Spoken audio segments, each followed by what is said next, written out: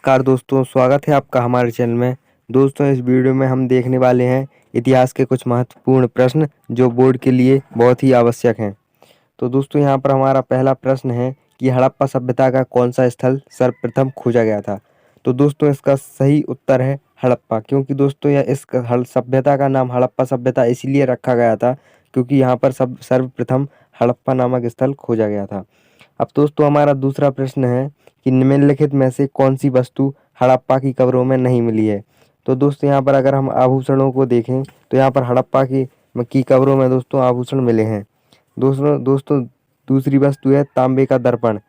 तो दोस्तों, यह भी हमारा हड़प्पा की कब्रों में मिला है। और दोस्तों, मिट्टी के बर्तन भी मिले हैं। तो दोस्तों, यहाँ पर हमारा चौथा उत्तर सही होगा, क्योंकि दोस्तों लोहे की कुल्हाड़ी हमारे यहाँ पर हड़प्पा की कब्रों में नहीं मिली है। अब दोस्तों, हम देखते हैं दूसरा प्रश्न। यहाँ पर दोस्तों हमारा तीसरा क्वेश्चन है, शासकों के नाम वाले सिक्के सबसे पहले किसने जारी किए थे।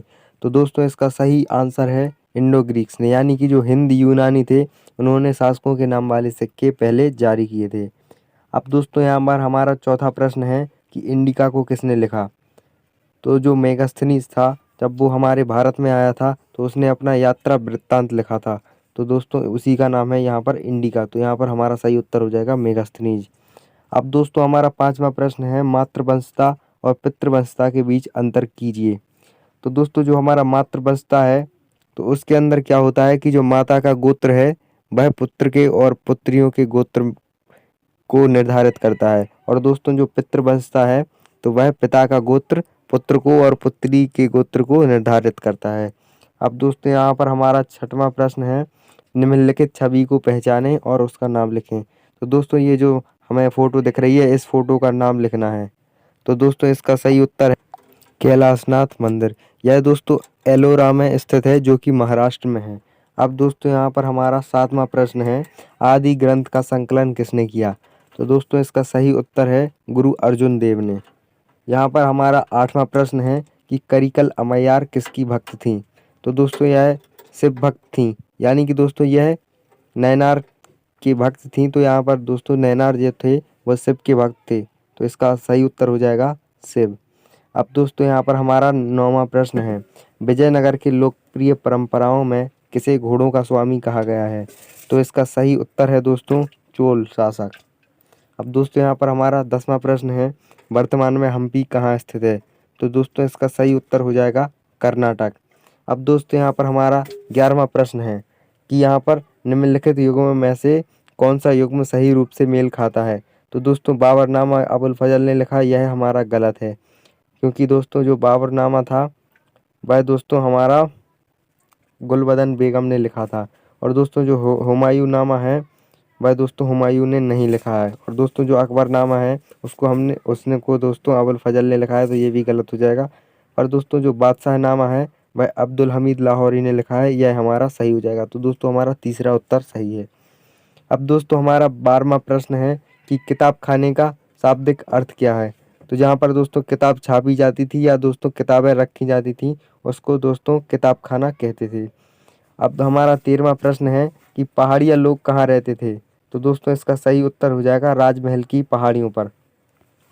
दोस्तों, यहाँ पर हमारा 14वां प्रश्न है, यह गिलास चेरी फल एक दिन हमारे मुंह में आकर गिरेगा, यह किसका कथन था। तो दोस्तों, इसका सही उत्तर है लॉर्ड जनरल लॉर्ड डलहौजी। तो दोस्तों, यह दोस्तों लॉर्ड डलहौजी ने जो हड़प नीति थी वह दोस्तों ये अवध को लेकर यह अपना बयान दिया था। अब दोस्तों, हमारा 15वां प्रश्न है, कौन सी जोड़ी सही ढंग से मेल नहीं खाती है।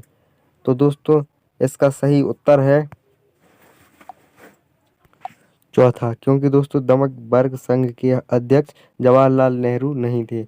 अब दोस्तों, यहाँ पर हमारा 16वां प्रश्न है, भारत सरकार के संवैधानिक सलाहकार कौन थे। तो दोस्तों, इसका सही उत्तर है BN राव।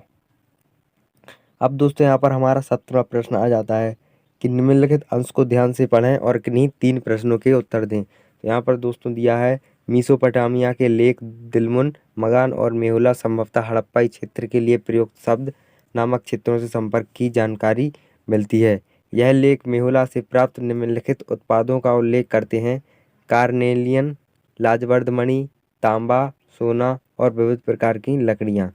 मेहुला के बारे में एक मेसोपोटामियाई मिथक यह बताता है, तुम्हारा पक्षी हाजी पक्षी हो, इसकी आवाज़ राजप्रसाद में सुनाई दे।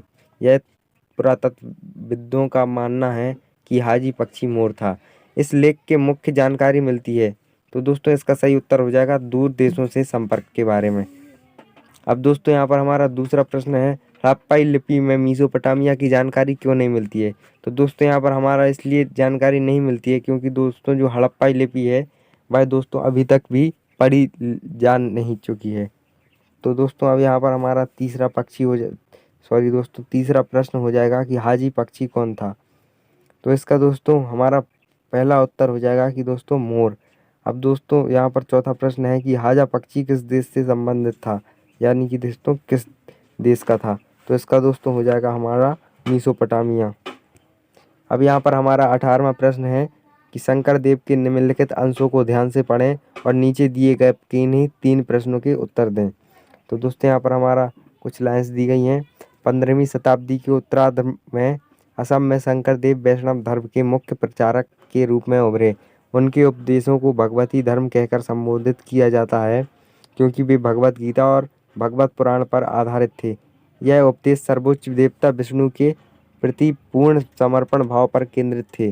शंकर देव ने भक्ति के लिए नाम कीर्तन और श्रद्धावान भक्तों के सत्संग में ईश्वर के नाम उच्चारण पर बल दिया। उन्होंने आध्यात्मिक ज्ञान के प्रचार के लिए सत्रिया मठ तथा नामघर जैसे प्रार्थना गृह की स्थापना को बढ़ावा दिया। तो अब यहाँ पर हमारा पहला प्रश्न है, शंकर देव ने किस धर्म का प्रचार किया था। तो यह हमारा पहला उत्तर हो जाएगा वैष्णव धर्म, यानी कि दोस्तों खा। अब हमारा दूसरा प्रश्न है कि उनके धर्म की भगवती धर्म क्यों कहा जाता है।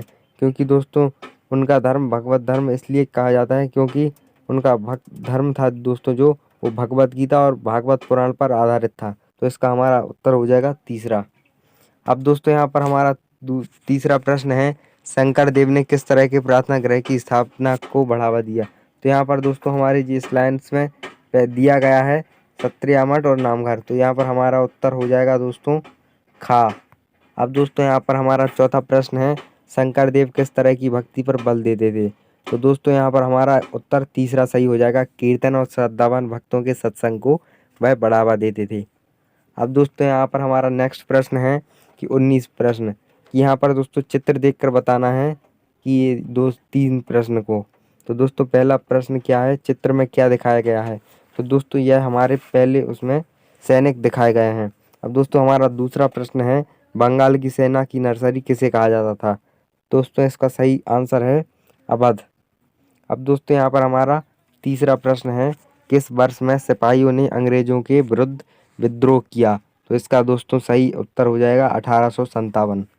अब दोस्तों यहाँ पर हमारा चौथा प्रश्न है, 1857 की विद्रोह के समय गवर्नर जनरल कौन था। तो दोस्तों इसका सही उत्तर हो जाएगा लॉर्ड कैनिंग। अब दोस्तों यहाँ पर हमारा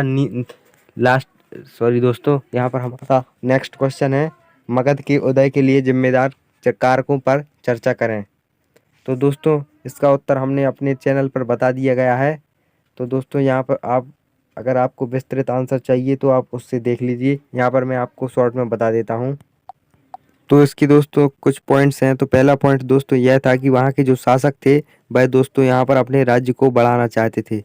और दोस्तों यहाँ पर दूसरा उसका पॉइंट यह था कि दोस्तों वहाँ पर प्राकृतिक संपदा अच्छी थी, क्योंकि यहाँ पर दोस्तों जो लोहे की मात्रा पाई जाती थी, इससे दोस्तों यहाँ पर हमारे जो क्या कहते हैं कि खेती के उपकरण बन सकते थे और यहाँ पर दोस्तों हथियार भी बन सकते थे। अब दोस्तों वहाँ पर तीसरा क्या था, वहाँ पर जो राजधानी थी वह दोस्तों अच्छी जगह पर उपलब्ध थी। तो यह दोस्तों तीसरा कारण था वहाँ पर शक्तिशाली होने का।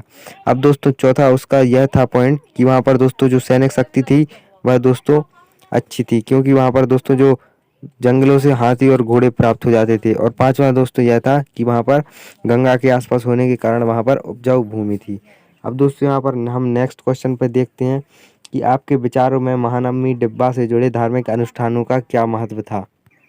तो दोस्तों जो महानवमी डिब्बा था वह दोस्तों जो विजयनगर साम्राज्य थी, तो वह दोस्तों शहर की सबसे ऊंची संरचना थी।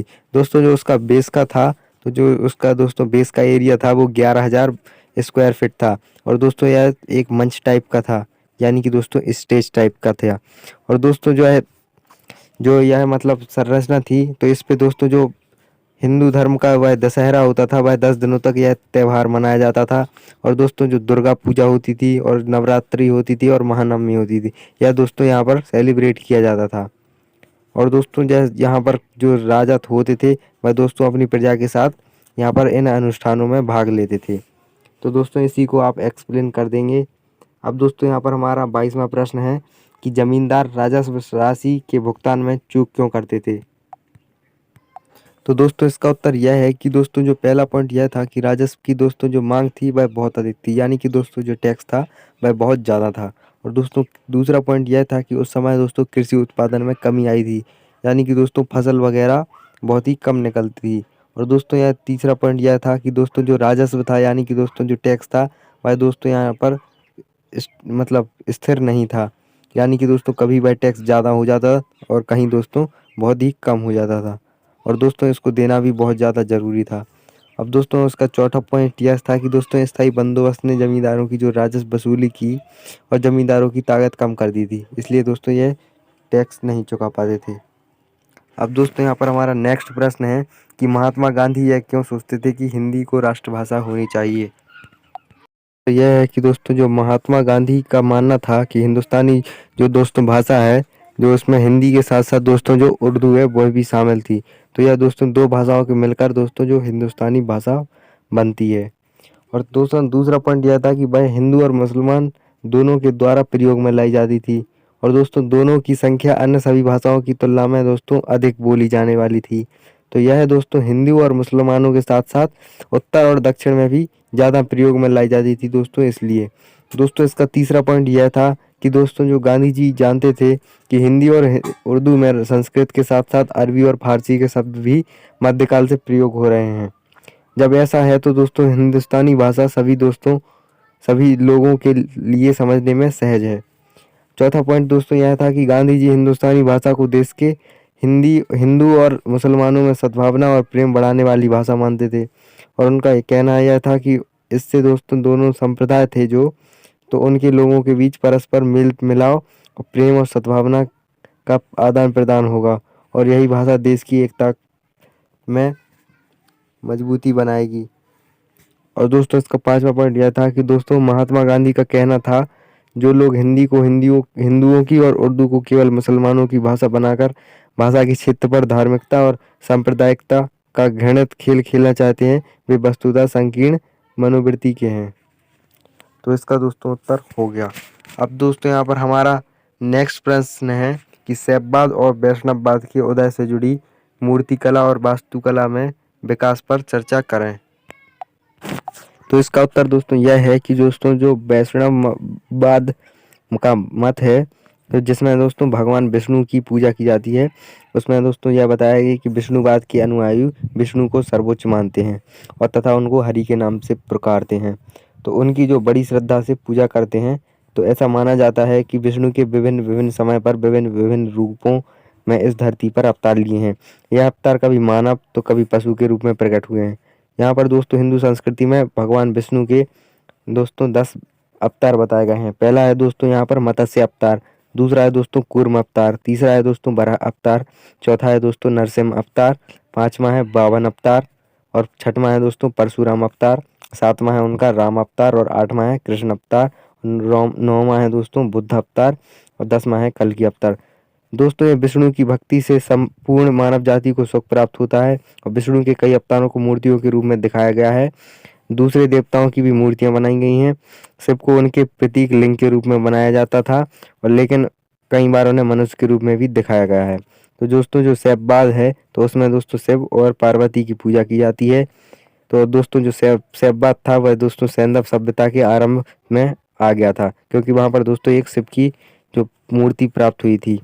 वहाँ पर दोस्तों वहाँ से अनेक लिंग भी प्राप्त हुए हैं। और दोस्तों जो शैववाद का उदय है वो ऋग्वेद में भी मिलता है। वहाँ उन पर और उन्हें दोस्तों रुद्र के अवतार से बताया गया है। और जो दोस्तों शिव जी को नृत्य का देवता भी कहा जाता है और नटराज भी कहा जाता है।